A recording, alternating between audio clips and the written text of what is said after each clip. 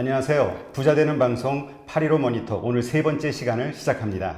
네, 안녕하세요. 임시월 대표님과 함께 진행을 맡고 있는 아나운서 김성숙이라고 합니다. 벌써 세 번째 시간이네요. 그러게요. 빠르네요. 빠르네요. 네. 네. 자, 그러면 빠르게 또 세 번째 손님을 소개해 드리도록 하겠습니다. 자, 굿모닝 대항의 임희성 대표님을 소개합니다. 안녕하세요. 반갑습니다. 반갑습니다. 네. 개인적으로 여성 대표님이 언제 오시나 기다렸거든요. 그러게요. 오늘 드디어 딱 나오셨어요. 등장을 하셨네요. 네, 네, 반갑습니다. 반갑습니다. 동시에. 네, 일단 제가 대표님의 간단한 프로필을 조금 소개를 해드리도록 하겠습니다. 먼저요, 20대 초반에 군대 간 남편의 갑작스러운 죽음으로 이 미혼모라는 어려운 환경 속에서 13년간 남대문 옷장사로 딸과 동생들을 키우셨고요. 또 뇌종양 판정으로 5차례나 대수술을 받으면서도 연 매출 100억 원, 또 청소 인력 1,500명에 달하는 청소 용역 기업을 일구신 의제 여성 사업가이자 성실한 부자이십니다. 네. 이건 정말, 네. 이거 인간극장이네요. 이게 한 분의 프로필이라고 하기에는 참 많은 일들이 있었던 것 같은데 이 짧은 글에서도 느껴지거든요. 그래서 오늘 이 시간에 조금 그 많은 이야기들을 하나하나 좀 풀어가 보도록 하겠습니다. 정말 전 개인적으로 우리 임희성 대표님이 오늘 출연하신다고 해서 대표님에 대해서 약간 스터디를 하면서 정말 대단하신 분이구나 그러면서 아주 정말 많은 호기심이 생겼었거든요. 네. 하나씩 한번 여쭤볼게요. 먼저 그 대양 ENC라는 회사가 이제 청소 용역 회사라고 이제 알고 있습니다. 창업해서 지금 어느 정도 되셨고 지금 규모는 어느 정도 되나요? 굿모닝 대항은요. 네. 1993년도에 제가 이제 그때 처음 대양기업이라고 하는 개인 사업자로, 그러니까 개인이 하는 사업자로 네. 아주머니들 몇 명 데리고 네. 그렇게 시작을 했습니다. 그래서 그렇군요. 올해 딱 25년 된 것 같아요. 네. 오래되셨네요. 꽤 되셨네요.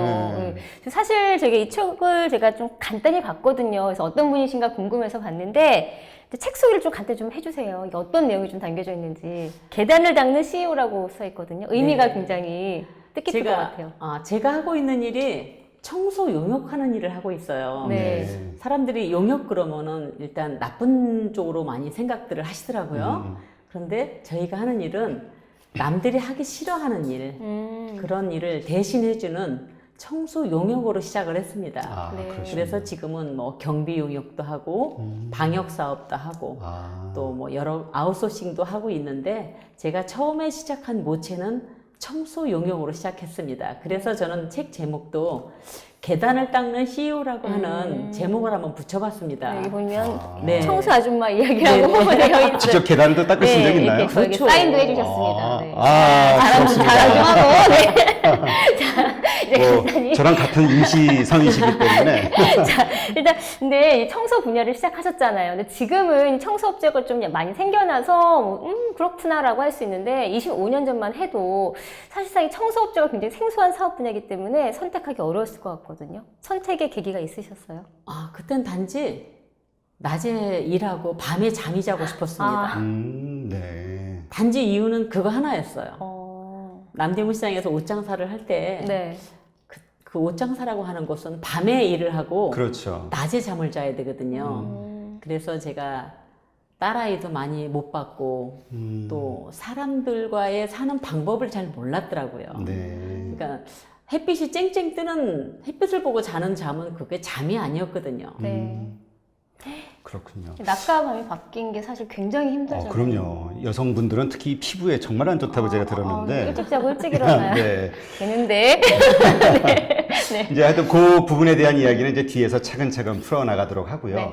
요즘 우리 임희성 대표님이 하루 일과를 한번 좀 설명해 주시면 어떻게 보내시고 계신가요?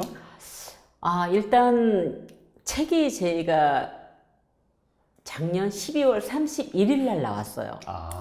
따끈따끈한 책이네요. 그러네요. 네. 네. 그런데 그리고 제가 3월 20일 날 KBS에서 나오는 아침마당이라고 하는 프로그램에 나오고 네네. 나서부터 제 스케줄이 조금 사업 쪽이 아닌 다른 쪽으로 많이 저를 찾더라고요. 강의라든가. 네. 네. 뭐 저자 강연도 해달라고 하시고 또 이렇게 이런 방송에서도 저를 불러주시고 또 다른 분야에서도 불러주시고 또 제가 이제 이 책을 통해서 기부하고 있는 미혼모 기관에서도 요청이 오고 네.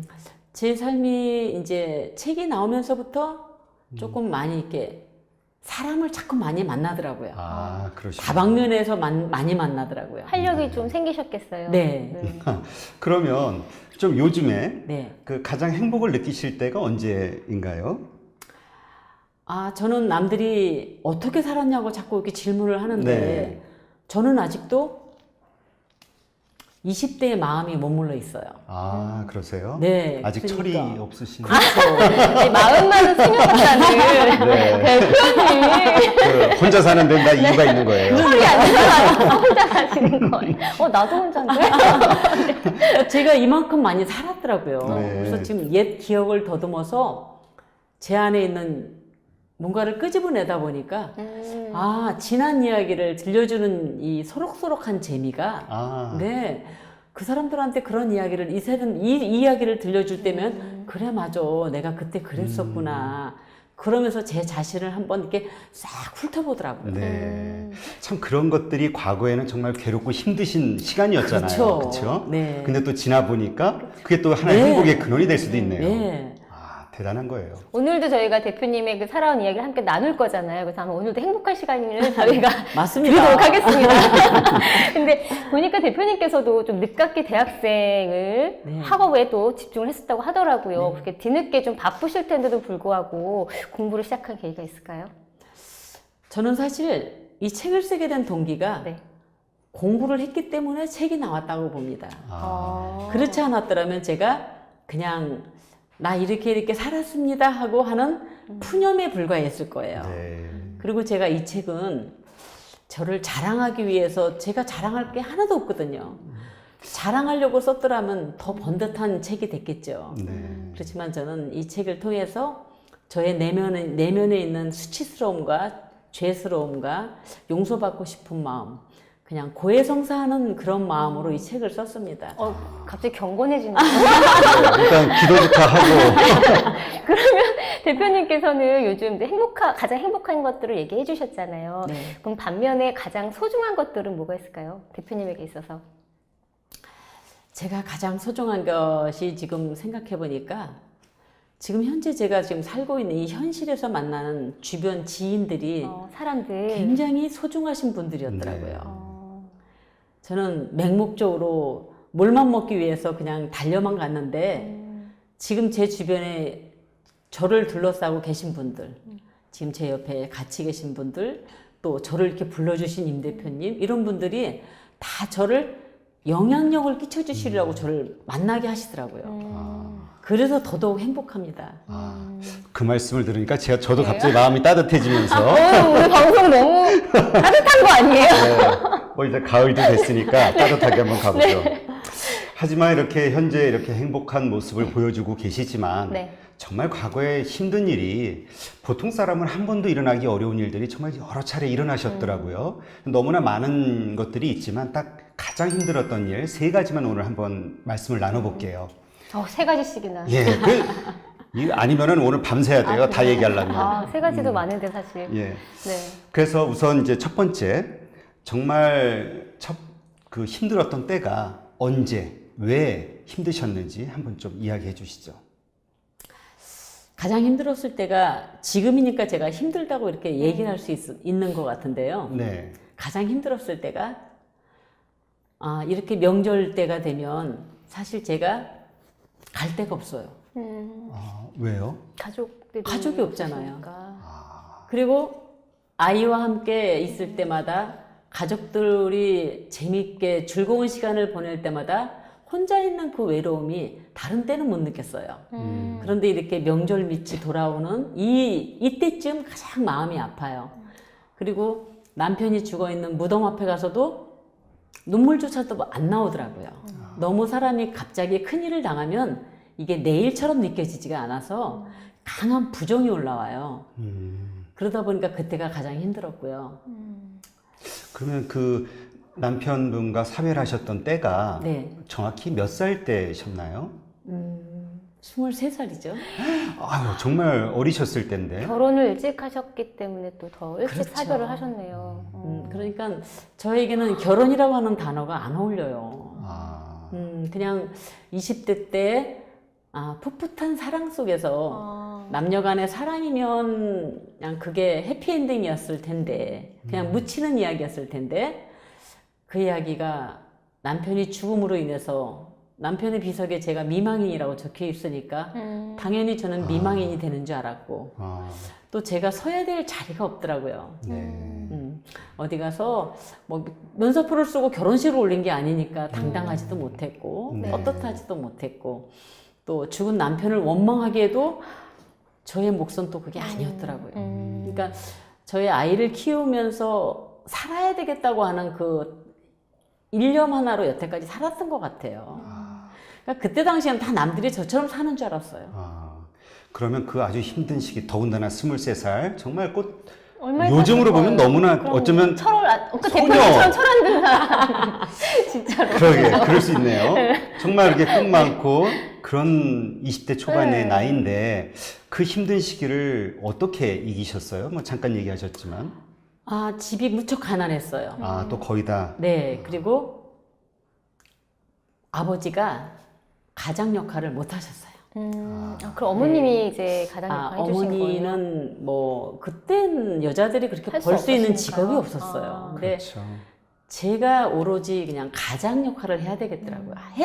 했었어야 됐어요. 그리고 저는 원래 학교 다닐 때도 아버지의 역할을 제가 대신했었거든요.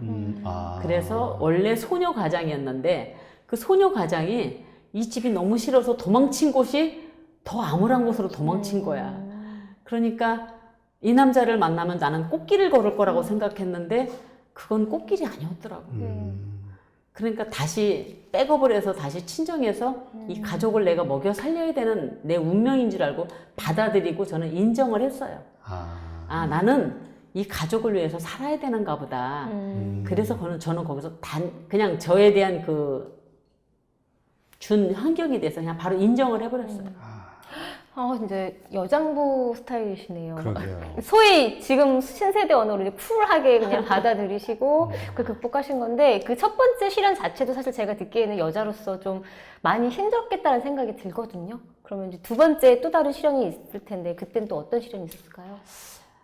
제가 두 번째 이제 시련은 우리 아이가 어느 정도 자랐을 때 네. 밤에 나가서 장사를 하니까 아이가 그때 당시에는 아이가 엄마 손길이 많이 필요할 때였어요. 그런데 저는 한 번도 아이를 가슴에다 안고 안아주질 못했더라고요. 그런 아이가 엄마 얼굴을 그려오라고 하는 유치원에서 엄마 얼굴을 그려오라고 하는데 네. 엄마 얼굴을 못 그려가는 거예요. 어머.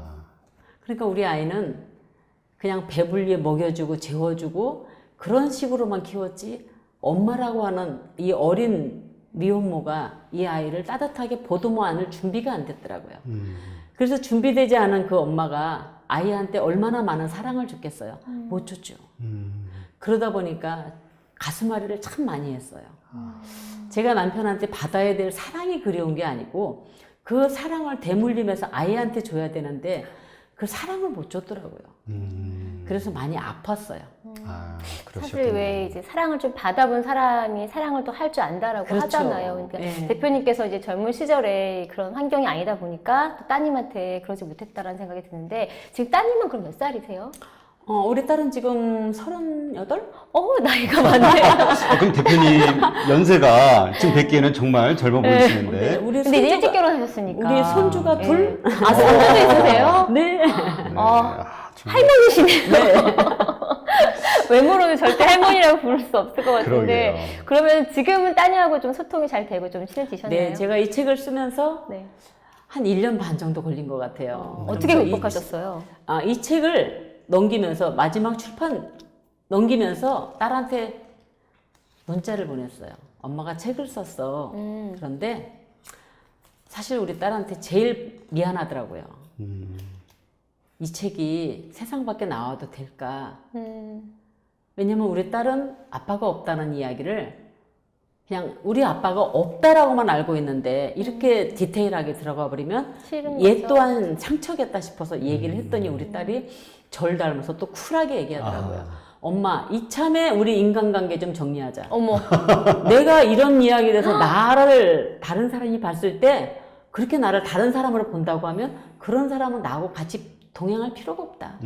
이참에 나도 깨끗이 인간 정리하고 페북 좀 정리하자. 이렇게 페북 정리. 회복을 열심히 쓸데없는 하시나 친구 봐요. 정리하자. 왜냐면 남들이 난 손가락질 할까봐. 근데 따님이 멋지시게 성장하셨는데요. 네. 네. 그러면서 엄마는 당당한 사람이야. 부끄러워하거나 창피하지 마. 엄마 잘못이 아닌데 왜 그걸 엄마가 갖고 있어. 그렇죠. 그걸 가슴앓이를 하고 여태까지 살은 엄마가 나는 고마운데 왜 엄마가 죄책감을 가져야 돼. 엄마 잘못이 아니야. 그런데 사람들은 저를 손가락질을 많이 했어요. 그래요? 그럼요. 책을 내서요? 아니요. 살아오시면서. 그 전에? 팔자가 센 여자. 또 니 탓이야. 그럼 웃겨요. 왜 그게, 그쵸? 왜 대표님 탓이에요? 원래 부부관계는 손뼉이 마주쳐야 소리가 나는 거거든요. 그렇군요. 잘 몰라서. 경험이 없어서. 난 경험 없어도 알겠는데요. 제가 좀 센스가 부족해요. 네, 알겠습니다. 네. 예, 그러면 이제 또 세 번째 가장 힘드셨을 때가 또 언제였을까요? 사람이 짐승과 달리 짐승은 자기 먹잇감을 쫓을 때 기도하지 않고 가잖아요. 네. 쟤를 먹을까 말까 생각하지 않고 뛰잖아요. 저 역시도 밥을 먹기 위해서 무진장 열심히 뛰었더라고요. 네. 본능적으로 배를 골치 않기 위해서 뛰었는데 이쯤 되면 나도 보통 사람들하고 평범하게 살았으면 좋겠다 했는데 뇌종양이라고 하는 판정을 받고 제가 5번의 수술을 하고 아직까지도 지금도 이제 이 오른쪽 눈은 지금 거의 안 보이는 상태고 그러세요? 네, 이렇게 같이 있는 단계예요. 그러니까 1년에 한 번, 6개월에 한 번씩 병원에 갈 때마다 나 참 얘하고 친구지. 그런 생활을 하고 있을 때마다 왜 나에게는 이렇게 많은 아픔이 올까? 그러게요. 네, 남들은 한 번도 겪지 않을 아픔을 나는 참 너무 많이 겪는다. 그럼에도 불구하고 왜 나한테는 이렇게 상처가 크게 했는가? 그렇게 아픔을 내 스스로 극복할 수 있으니까 이 또한 또 상처가 크지 않을까? 보통 사람 같았으면 나 살려라고 막 도망갔을 텐데. 그러게요. 네. 정말 무서운 얘기잖아요. 더군다나 뇌종양이면 정말 저희가 알기로는 정말 위험하고 정말 고통스러운 병이라고 알고 있는데 그럼 그게 몇 년 전, 그러니까 몇 살 때 생기신 거예요? 제가 40대 초반에 해가지고 지금 이제 뇌종양과 동거한 지가 한 꽤 15년 되셨겠네요. 됐어요. 근데 지금 건강상에는 잘 유지가 되고 계시는 거죠? 의술은 좋죠. 의술이 좋아서. 근데 이 종양이 신경을 다 통과하고 있어요. 그러니까 내가 종양을 띄면은 이 신경이 끊어지니까 병원에서도 안타깝다고 얘기를 하죠. 왜냐하면 시신경 자체 위에 눌려 있는 거기 때문에 눈만 보이게끔 조금씩 이렇게 제거를 하다 보니까 5번 정도 했어요. 아니, 그냥 딱 봤을 때는 너무 건강해 보이셔가지고 몰랐는데. 에너지도 넘치시고. 그럼 평소에 에너지가 너무 넘치니까 그래서 주신 것 같아요. 조금 전략하라고. 정말 긍정적이시네요.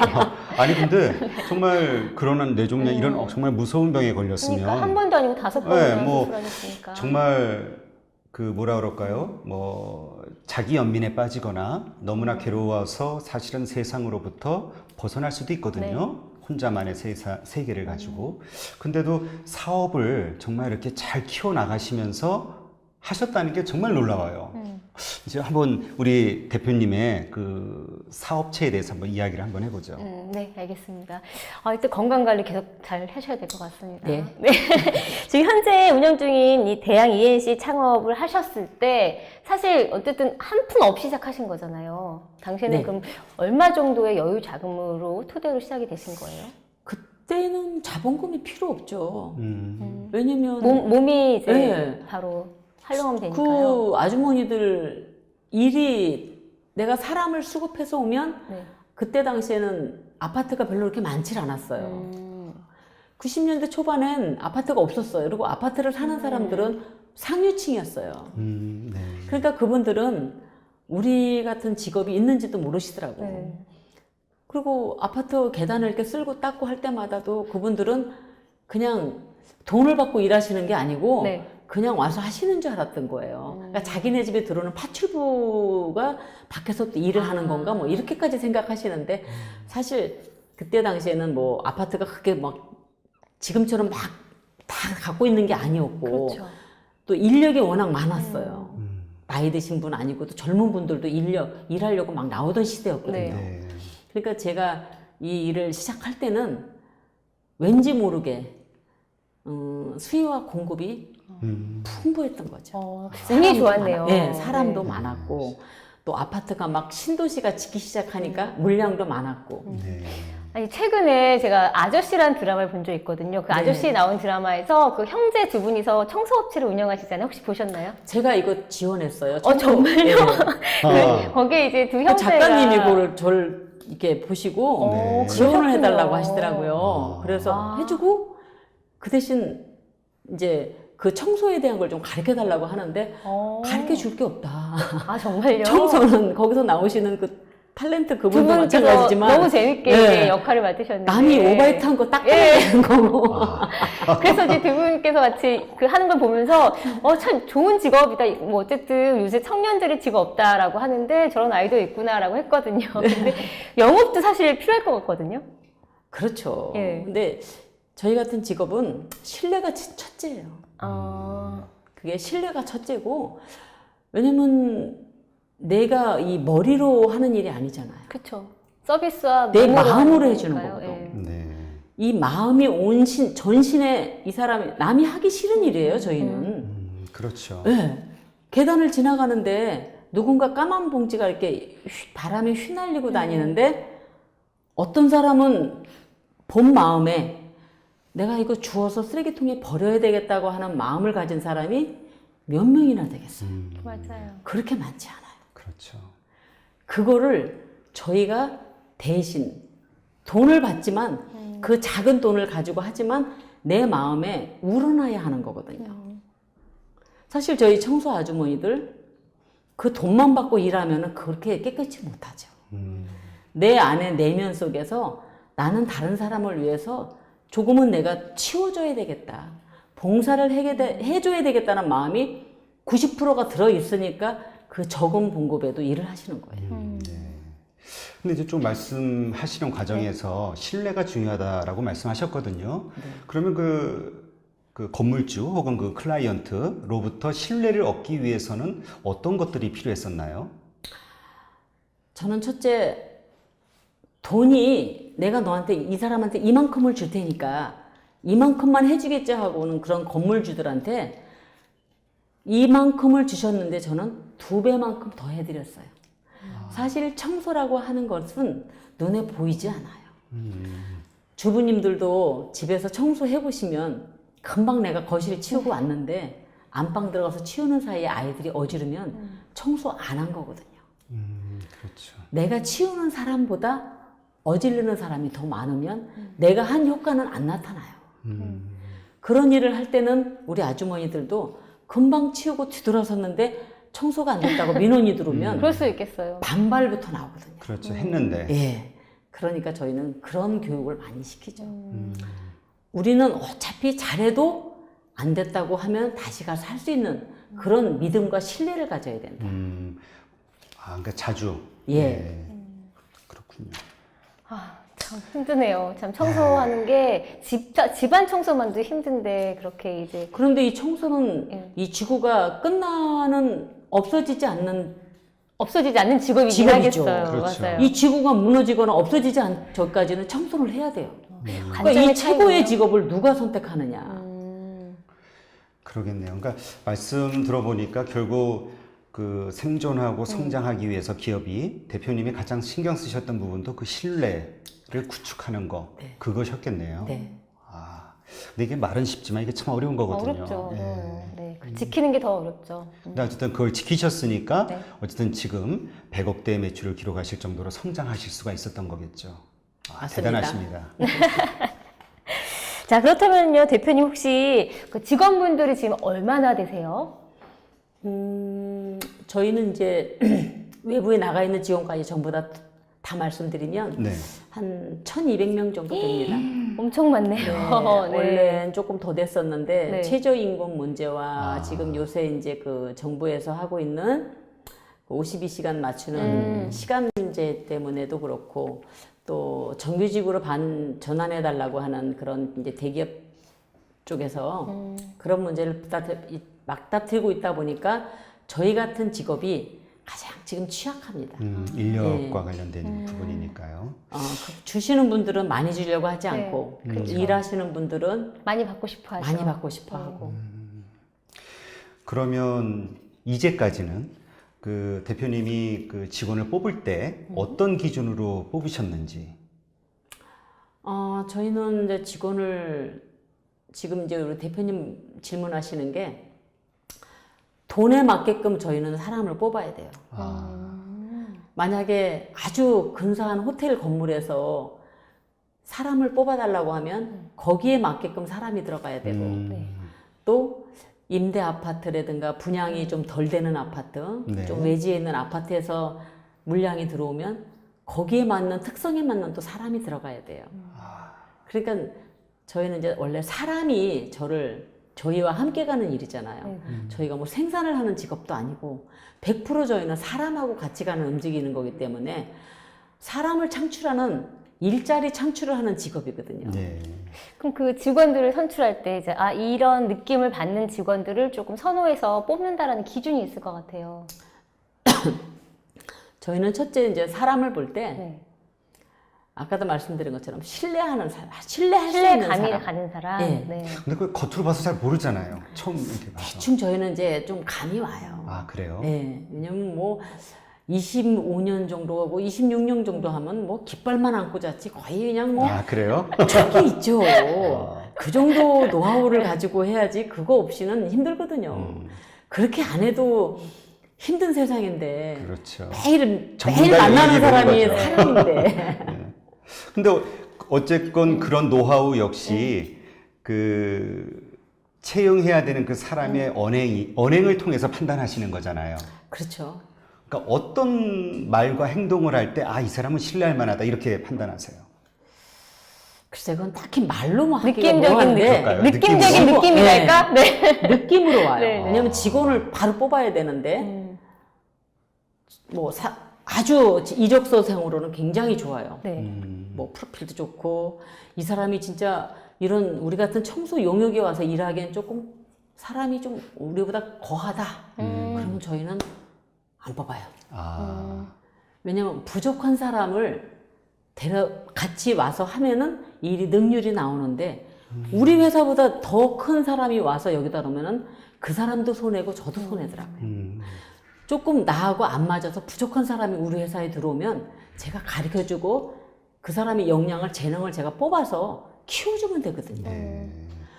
내가 전문대 나와서 나는 이거밖에 안 돼. 내가 이런 데 가서 취업을 할 수 있겠어? 그렇지 않거든요. 우리가 만드는 이 사회는요, 직업으로 선택하는 게 아니에요. 제가 지금 만학도지만 올해 지금 졸업을 했지만 올해 제가 지금 유아교육과하고 사회복지과 자격증을 땄어요. 그럼 제 재능에는 저는 사회복지 못할 것 같아요. 그리고 유아교육 못할 것 같더라고요. 근데 과를 왜 그렇게 선정하셨어요? 아니 제가 갈 과가 그거밖에 없더라니까. 제가 예체능을 가겠어요? 아니면 수학과를 가겠어요? 그렇다고 영어과를 가겠어요? 그렇긴 하네요. 제일 또 제 실력에 맞는 과가 그거밖에 없길래 그래 사회복지과 가서 내가 양로원에 가든가 아니면 요양보호사 자격증을 따야 되겠다. 그렇게 마음먹고 갔습니다. 네. 그런데 사회복지과를 가서 보니까 제가 역량이 안 되는 게 마음이 삐뚤어졌더라고요. 어떤 면으로? 사회복지과는 베풀어야 돼요. 봉사하는 마음이나. 아주 섬겨야 돼요. 그런 마음이 없이는 유아교육도 하면 안 되고 보육교사도 따면 안 돼. 맞아. 그래가지고 요새 보육교사들 사고 맞아, 많이 터지잖아요. 네. 그럼 저처럼 착한 사람이 해야겠어요. 됐고요. 아이를 사랑하는 사람이 보육교사 자격증을 따야 되고 어른을 봉사할 수 있는 사람이 사회복지를 따야 돼요. 그러네요. 네. 아유, 너무 겸손하게 말씀해 주셔가지고. 네, 그쵸. 사실 이제 대표님 살아온 삶이 뭐 경제적인 환경도 그렇고 건강적인 문제도 있었고 또 가정적인 사실 문제도 순탄치가 않으셨잖아요. 근데 이 모든 것들이 하나만 힘들어도 보통 젊은 사람들이나 요즘 사람들은 힘들다. 진짜 못 살겠다라는 말을 내뱉거든요. 그래서 이렇게 많이 지쳐있는 젊은이들에게 좀 용기의 말을 좀 건네주신다면 어떤 말이 있을까요?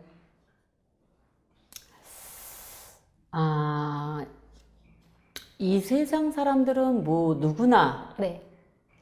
다 힘들어해요. 아주 큰 평수의 아파트에서 부족한 게 없는 사람도 행복합니까? 라고 물어보면 아마 절대 행복하단 말 안 할 거예요. 그런데 단칸방에 살면서도 남편이 들어오는 시간을 기다리고 밥상을 차리는 사랑이 있는 가정에서는 행복이 있더라고요.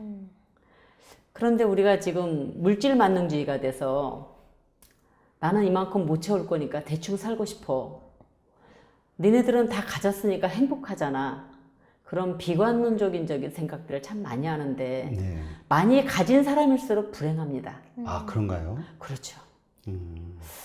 몇백만 원짜리 옷을 입은 사람은 그거에 만족을 못 합니다. 그런데 내가 비록 부족하지만 내가 내 취향에 맞는 옷을 사 입었을 때는 다듬어야 되고 그 옷이 내 몸에 착 달라붙습니다. 그런데 너무 많이 가진 사람들은 채워야 될 욕망이 많아서 행복을 잘 못 느끼는 거죠. 네. 행복은 돈으로 사는 게 아니거든요. 내가 만드는 겁니다. 요새 흔히 하는 한동안 굉장히 유행했던 말 있잖아요. 소소하지만 확실한 행복, 소확행. 소확행. 그 말이 그런가요? 굉장히 좀 공감이 되는 게 남은 모르지만 내가 느끼는 행복이 있으면 되는 거잖아요. 그래서 대표님 말씀이 굉장히 좀 공감이 되는 것 같습니다. 네. 감사합니다. 그러면 아까 이제 잠깐 말씀하셨지만 25년 전 같은 경우는 이제 이렇게 상황이 맞아서 순탄하게 사업을 스타트할 수 있었다, 성장시킬 수가 있었다라는 말씀을 하셨어요.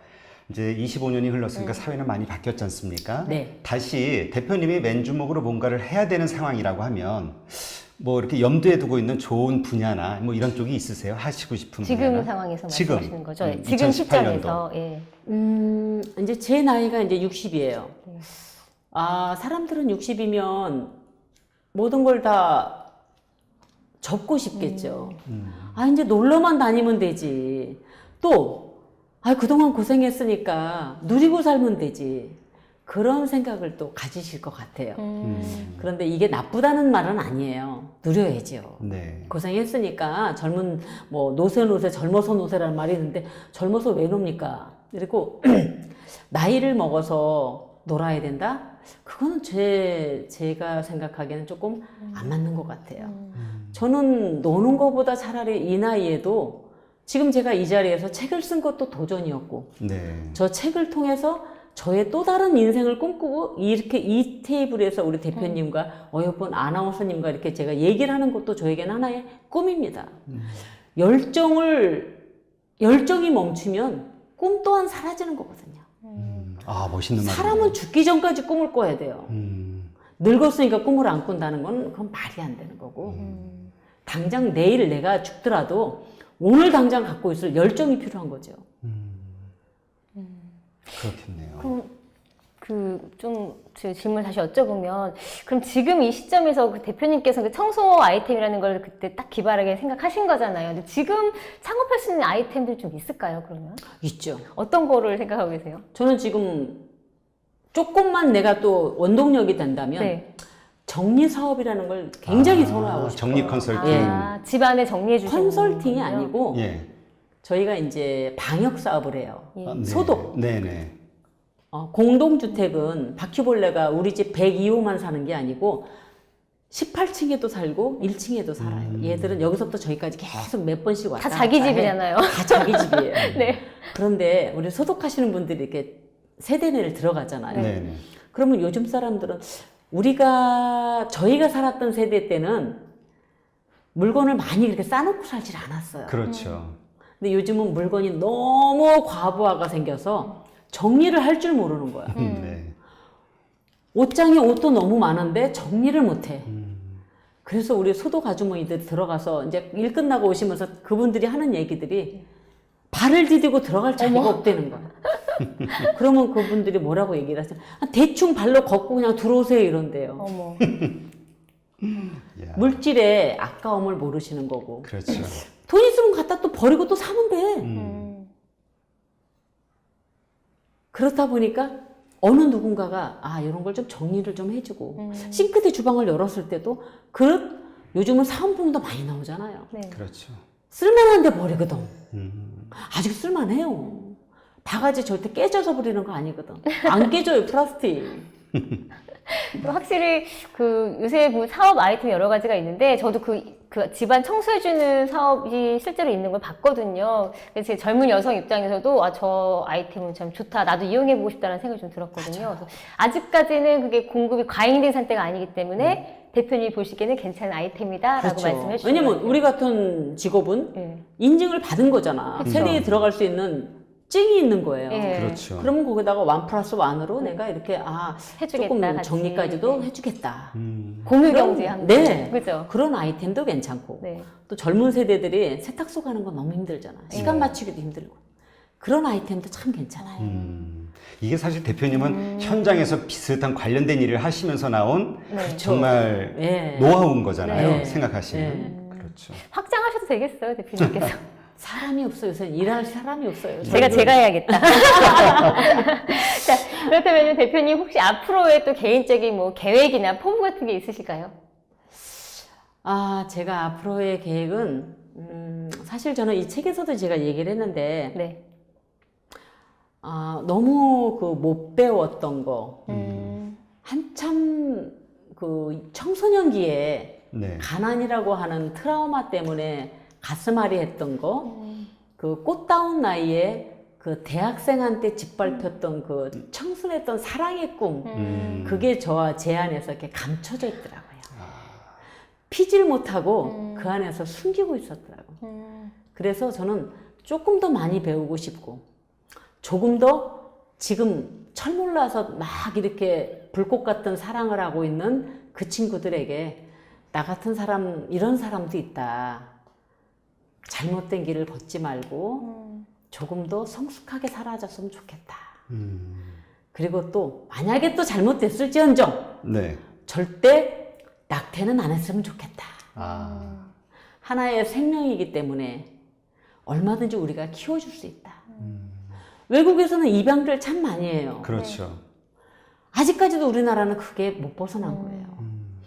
우리가 자꾸 민주주의가 되고 선진국이 됐는데도 아직까지도 거기는 낙오가 돼 있어요. 제일 손해가 보는 사람들이 여자거든요. 네. 그렇죠. 남자는 그냥 가면 돼요. 근데 결국 손해는 여자예요. 말씀 들어보니까 또, 예, 그런 것 같네요. 갑자기 왜 제가 이렇게 움츠러들죠?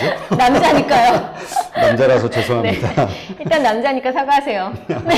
아, 일단 사과를 드리고요.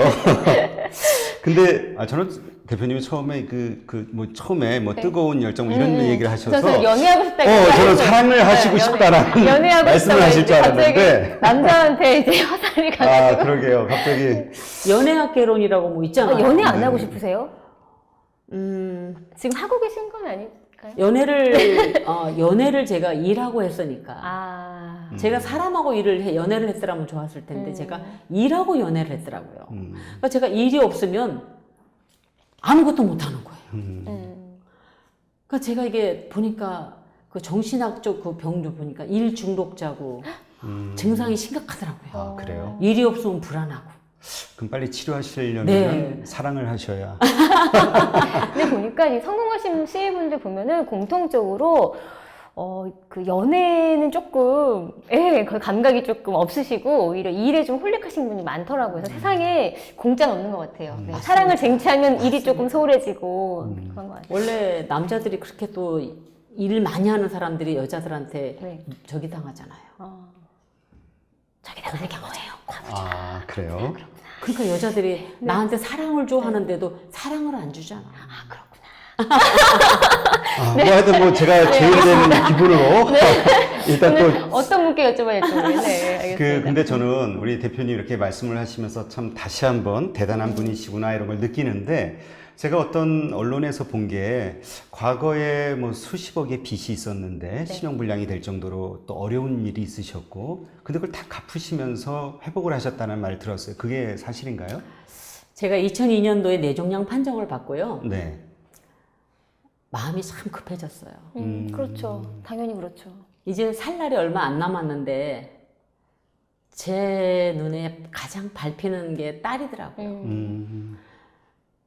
청소 용역을 딸한테는 못 물려주잖아요.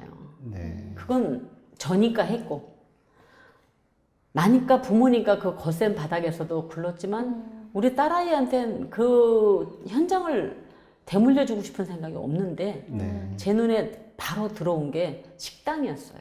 아. 그리고 공교롭게 또 식당을 제가 차렸는데 너무 잘 된 거예요. 잘 되셨어요? 네. 그러니까 식당이 대박을 안 쳤더라면 제가 그렇게 안 했겠죠. 청소 용역하고는 거의 거리가 없는 식당을 냈는데 그러게요. 너무 잘 되는 거예요. 근데 잘 되니까 또 냈어. 그러니까 제가 일중독자라고 그랬잖아요. 24시간을 돌렸으니까. 네. 식당을 3개를 제가 했어요. 그리고 또 그러셨어요. 청소 용역을 하면서. 그러다 보니까 이제 사무실 청소 용역은 제 손이 안 가도 돼요. 네. 그러니까 식당에 돈 들어오는, 현금 들어오는 재미에 한참 재미에 돈맛을 들렸는데 어떤 분이 크게 하라고 그러더라고. 식당은 원래 크게 하는 거라. 들으면 안 되는데. 악마의 속삭입니다. 네. 원래 식당은 크게 해야 되는 거래. 알았다고. 그리고 크게 했어요. 진짜 경험도 없는 큰 식당을. 그래서 자잘한 식당에서 벌은 돈을 거기다가 올인을 하고 그러니까 제가 청소 용역해서 용역한다고 하는 그 무시당하는 소리가 듣기 싫었던 거예요. 그래서 나는 큰 식당 사장이야 라는 우월감이 갖고 싶었던 거예요.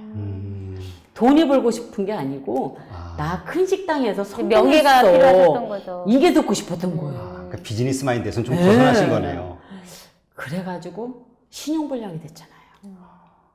그러면서 제가 감사한 게 거기서 연연하지 않고 이건 내 길이 아니었구나 싶어서 빨리 또 정리도 급하게 했어요. 그러면서 저만 희생하면 제가 지금 하고 있는 청소 용역은 그냥 가겠더라고요. 네. 그래? 그러면 내가 그냥 혼자 독박 쓸게. 이거 방송 용어 아니에요? 괜찮아요. 그래, 그럼 내가 한번 독박 쓸게 하고 신용불량으로 그냥 저 혼자 희생했습니다. 그렇게 된 거예요? 네, 그러셨구나. 제가 다 끌어안고. 그럼 그걸 다 그때 실패의 그 후유증이 얼마나 크셨던 거예요?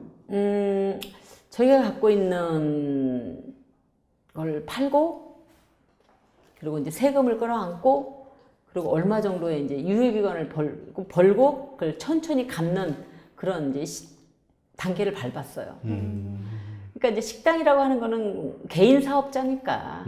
그렇죠. 뭐 내가 개인 사업자니까 내가 뭐 여자가 크게 뭐 신용불량이라고 해도 어디 가서 내가 뭐 정치할 것도 아니고 그렇다고 무슨 뭐 신용불량이라고 하고 뒤에다가 누가 이렇게 빨간 딱지 붙여줄 것도 아니니까 그래 어차피 나는 가족을 위해서 뭐 희생도 해봤고 또 우리 지금 직원들한테도 내가 하나 희생하면서 그 사람들이 과연 디딤돌이 돼서 더 크게 간다면야 나쯤이야 희생할 수 있겠다 그렇게 생각을 하고 했는데 그게 저한테 또 감사의 길로 가더라고요. 제가 그래서 또 그렇게 학교를 갔잖아요. 만약에 내가 식당을 해서 돈이 벌어서 대박을 쳤으면 지금쯤 졸부가 됐겠죠. 혹시 지금 만약 다시 기회가 된다면 그런 뭐 요식업이나 다른 업체에 조금 다른 사업으로 좀 확장을 하고 싶은 마음이 또 생기실까요? 제가 그 식당을 하면서 비법은 참 많이 배웠어요. 제가 그 웰빙 사업에 손을 댔거든요. 네. 그래서 그 사람 몸에 건강을 해치지 않는 그런 매뉴얼을 갖고 시작을 했는데 제가 쫓았던 건 돈이었더라고요. 네. 음식 때문에 망한 게 아니었어요. 돈을 쫓았기 때문에 망했더라고요. 그러니까는 얘가 과연 내가 진짜 본 마음으로 나한테 오는 손님을 진정성 있게 받아주면서 음식을 팔았더라면 제가 안 망했을 텐데 제가 쫓았던 거는 부를 쫓았어요. 그러니 당연히 망하죠. 오늘 얘기를 나눠보니까 그 저희 롤러코스터 있잖아요. 그러게요. 보통 어떤 분은 모시면 내려갔다 올라오는 게 다인데 대표님은 올라갔다 내려갔다 올라갔다. 그러게요. 근데 저는 지금 대표님 말씀을 들으면서 사실 그 잘못된 결정을 하시게 된 근거 중에 하나가 이유 중에 하나가 지금 하고 있는 일을 마음속에서 약간 부끄러운 그렇죠. 그런 게 있었기 때문에 그러셨다는 그렇죠. 거잖아요. 근데 사실 지금도 뭐 현재 뭐 돈을 잘 벌고 있든 아니면 지금 생계를 잘 유지하는데 어떤 일을 통해서 하고 있지만 마음속으로는 자기 일을 부끄러워하시는 분도 있을 수 있거든요. 그렇죠. 그런 분들에게 뭔가 메시지를 좀 그러지 남겨줄까요? 않아도 된다라는 말을 해주실 수 있을까요? 제가 4년제 대학을 다니면서 4년 동안 비싼 등록금을 내고 배운 게 자존감을 높였더라고요. 저는 사실 청소 용역을 하면서도 우리 아주머니들에게는 당당하게 부끄러워하지 말라고. 당신이 여기서 만약에 청소를 안 하면 누가 할 거냐고. 얼마나 대단한 거냐. 그 나이에 돈을 벌 수 있다는 게 얼마나 대단한 거냐 하고 제가 립싱크를 했어요. 네. 그런데 사실 제가 명함을 주면서도 저 청소 용역합니다 라는 게 망하면서 청소하면서 용역 자리가 나오면 그 다음에 끝머리를 흐렸어요. 자신감 있게 대답을 못한 거죠. 이게 뭐 하는 직업입니까? 저 계단 닦습니다. 이 말을 자신 있게 못했던 거예요. 예. 저 쓰레기통 뒤집니다. 그런 얘기를 못했던 거예요. 저 분리수거통 청소합니다. 그 말을 못했던 거예요. 그런데 지금은 저희가 이 일을 안 하면 아무도 못합니다. 이렇게 좋은 직업이 어디 있습니까? 그래서 지금 자신감을 제가 갖고 4년 동안 등록금을 낸 걸 가지고 보육교사 자격증도 필요 없고 사회복지사 자격증도 필요 없고 아, 내가 지금 갖고 있는 이 직업에 대해서 당당함을 배웠구나. 그래서 교육이라는 게 필요한 거구나. 왜 우리나라가 어렵고 힘들었을 때 부모님들이 악착같이 배우려고 부모님들이 배를 골아가면서 자식들을 대학을 보냈던가. 제가 절실히 깨달았거든요. 교육이라고 하는 게 이렇게 좋은 거구나. 사람은 무조건 배워야 된다. 죽기 전까지, 관 속에 들어가기 전까지 배워야 된다. 늙었다고 책 덮지 마라. 배워라. 아유, 아, 좋은 말씀입니다. 아, 이거 뭔가 마음을 건드리는. 예. 근데 제품님, 대표님 이건 이제 서비스 산업이지 않습니까? 예. 그럼 제품을 파는 거하고 이 서비스를 파는 거하고는 무슨 차이가 있을까요? 제품은 팔다가 좋아요. 아, 이 청소기 오늘 써보니까 진짜 좋네. 그럼 소개를 해요. 네. 이 팔아주잖아요. 입을 통해서 팔아주는데 저희 같은 경우는 저희 직원이 만약에 한 건물에 20명이 들어갔어요. 근데 20명이 다 똑같지 않아요. 다 각기 틀려요. 그렇죠. 어떤 사람은 참 저 사람 너무 좋다고 그러는데 어떤 사람은 저 직원 싫다고 잘라달래. 맞아요. 서비스가 균등하지가 않죠. 그러니 이게 한 공장 제품인데도 제가 그분한테 똑같이 교육을 시켜서 내보냈는데도 어떤 분은 본의 아니게 사람들한테 호의를 받아서 아, 이분 참 일 잘하신다고 칭찬을 받는데 어떤 분은 진짜 땀 흘리고 일하면서도 저분은 우리하고 안 맞는 것 같아요. 정리해 주세요 그러면 저는 그분을 정리해야 돼요. 그게 저희 역할이니까. 네. 그러니까 저희가 아주머니들한테 우리 경비 아저씨들한테 매번 얘기를 해요. 차라리 내가 나무젓가락을 파는 제조 공장이었으면 좋겠다. 그 보내는 마음도 저도 아프고 그분은 저한테 참 귀한 손님인데 그렇죠. 귀한 직원인데 갑자기 해서 싫다 그러면 저는 보내드려야 되거든요. 그러니까 저는 양면성을 다 갖고 있어야 돼요. 아, 서비스 사업이 굉장히 어려운 것 같아요. 그렇죠. 스트레스도 가장 많이 받는 사업 중에 하나죠. 그럼요. 아, 참. 참 이게 오늘 말씀을 들으면서 야, 좀 더 정말 나도 치열하게 좀 더 열심히 살아야겠구나 이런 생각을 좀 반성을 하게 됐거든요. 대표님은 매회 진행할 때마다 반성만 하고 가시는 것 같습니다. 그러게요. 이게 유효기간이. 금방 오래 가야 되는데, 그죠? 그러게요. 그러다가 또 까먹는 게 근데 문제긴 우리 한데. 김성수 아나운서는 네. 우리 이민성 대표님의 말씀을 들으면서 이민성 대표님이 현재 지금의 성공을 거두시는 데 있어서 우리 대표님을 잘 설명할 수 있는 단어가 뭐라고 생각해요? 저는 특성이? 그냥 여장군 같은 느낌이 들어서 그냥 여장군 같다라는 생각이 들어요. 예. 저는 성실함? 왜 그 단어가 떠오르더라고요. 어, 대표님은 혹시 어떻게 생각하세요? 저는 제 모습을 제가 보니까요. 사실 이렇게 예쁜 꽃이 되고 싶었거든요. 다시 여쭤보세요. 저는 대표님을 보니까 아름다운 꽃 같습니다. 아, 네. 네, 이렇게 향기 나는 꽃이 되고 싶었는데 제가 여자들의 네, 꽃이 아니었더라고요. 저는 꽃을 피울 수 있는 밑에 있는 뿌리였더라고요. 더 멋있는데요. 그러니까 이 뿌리는 결코 썩지 않아야 되잖아요. 저 꽃을 그렇죠. 피우기 위해서는. 네. 그러니까 제가 제 성향이 아무리 내가 꽃이 되고 싶어도 뿌리가 밖에 나와서 꽃이 될 수는 없잖아요. 멋진 말이에요. 뿌리 같은 여자, 김희성 대표님과 함께 이야기를 나눠봤습니다.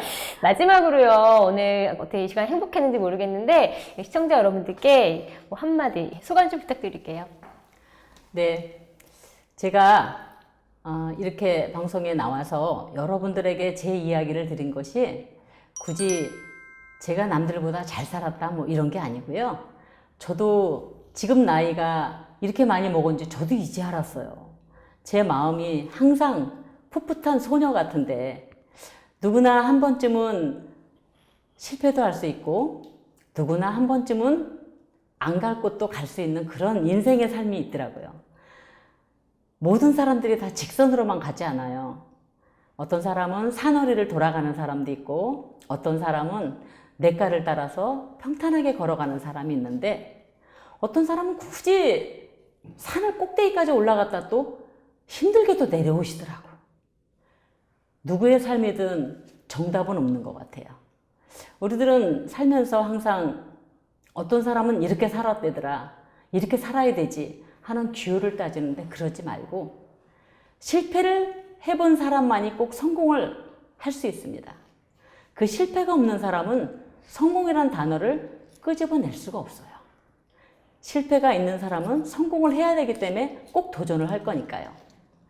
성공하는 사람은 그냥 성공하지 않았다는 걸 명심해 두시고 항상 여러분들도 먼 미래의 큰 계획보다는 오늘 하루를 사시더라도 비록 지금 현재 내 모습이 만족스럽지 않더라도 조금 더 나를 더 사랑하면서 행복한 미래를 꿈꿨으면 그런 바람이었으면 저는 좋겠어요.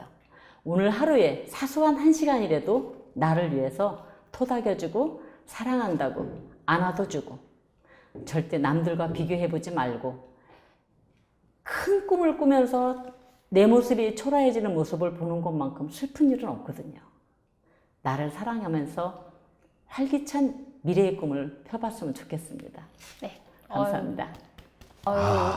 감사합니다. 너무나 좋은 말씀을 해주셨어요. 오늘 하루를 최선을 다해 살면 멋진 미래가 당연히 생기게 되겠죠. 자, 오늘은요, 임희성 대표님과 함께 많은 이야기를 나눠봤습니다. 오늘 좋은 말씀 감사합니다. 감사합니다. 감사합니다. 네. 자, 이 8.15 모니터 오늘 세 번째 초대 손님과 함께 했고요. 다음 주 초대 손님을 좀 소개를 해드릴까요? 예, 다음 주도 또 아주 대단하신 분이죠. 네. 알고 계시나요? 누군지? 네. 네, 그분이 운영하시는 곳에서 네. 가끔 식사를 한 적이 있습니다. 네, 맞습니다. 바로 더진국의 손석우 대표님이신데요. 목사가 되기 위해서 떠난 독일 유학 중에 어려워진 아버지의 사업 때문에 생계를 위해서 외식업을 창업했으나 5번의 실패를 하게 되고요. 또 빚을 갚기 위해서 들어간 고물상에서 경험을 갖고 결국 26세에서 37세까지 큰 시련을 경험한 후에 더 진국이라는 브랜드로 2011년 7월에 첫 번째 점포를 오픈하고요. 현재까지는 100여 개가 넘는 점포와 600억의 매출을 달성한 분이라고 합니다. 네, 프로필이 그냥 기네요. 어마어마하시네요. 그러게요. 네. 아니, 저는 37세 때 뭘 했을까요? 네, 다음 주에도 정말 훌륭한 분을 모시고요. 네. 그분이 가지고 있는 정말 진솔한 인생 이야기와 그 다음에 그 비즈니스적 노하우 이런 것들을 한번 깨끗하게 한번 뽑아보겠습니다. 예, 오늘도 시청해주셔서 감사합니다. 감사합니다.